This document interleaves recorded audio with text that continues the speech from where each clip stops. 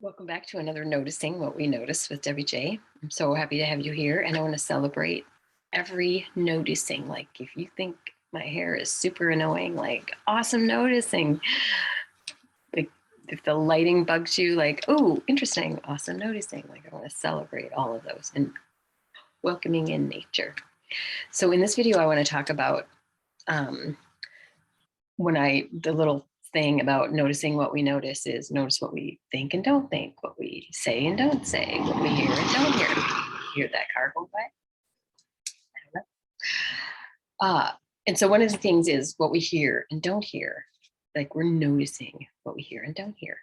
I notice I'm going to change because somebody's home, so I'm going to be careful about how I talk. And what if I don't? Okay, so this was noticing what I hear and don't hear. What I've realized since I started noticing is that there's almost like this, I call it like a baseline, like noticing, observing. Like, I don't know how to describe it actually, other than if I think about when I'm in the water and I have my head kind of just down where my eyes can see the top of the water, and I can notice the movement and if something jumps, there's like this, I can't think of the words, but this right at the surface, observing. I don't have the words. I'm sorry. If I think of it, I'll put them in the description. There's like a phrase for that. And I apologize. It's escaping me because I'm so nervous about doing these videos. Okay, so I've noticed since I started noticing, and especially since concussion, post concussion, when I've been much more uh, tuned into sounds and feelings of things, I noticed that I hear things differently. And I used to think there's something wrong with my hearing. I'm using my air quotes. And now I think, oh, what if it's actually like a weird superpower that I am now learning to utilize? And this is an example that when we notice what we hear and don't hear with this kind of noticing without any forcing or efforting or anything, what happened was related to my car keys. And this was really, really weird. So I was getting out of my car, and I can picture myself in the driveway, and I'm getting out. And as I'm getting out, I just noticed this sound.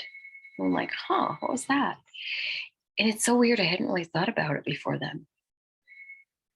But I noticed it was a different sound. And it's kind of weird to explain, but all of a sudden, I'm like, I wonder what that sound was. It was like this unfamiliar.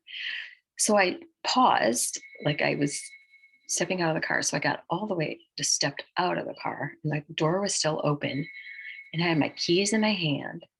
And I looked at my keys, and it was actually a two-part keychain, one where you could unhook the middle part and have, like, so your house keys on one and your car keys on the others too.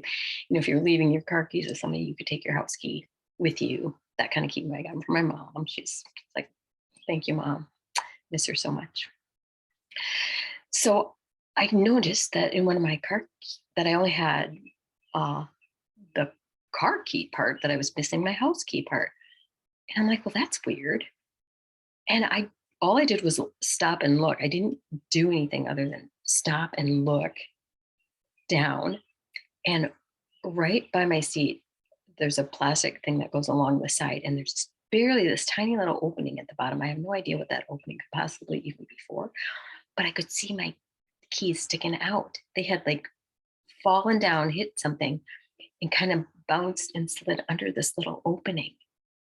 I would have never, I can't imagine I would have ever found them.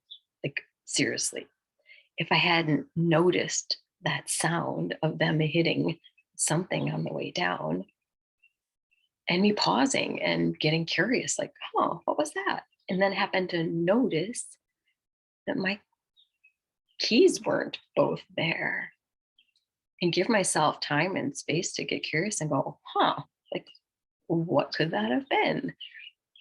And within seconds, actually find my keys instead of it being something where I could see I might never find them until I go to vacuum it, which I still haven't done since then. It's been years.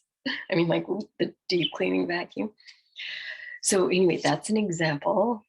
Like to me, that was a huge example of the power of noticing this, only noticing, getting curious, like, huh, what was that?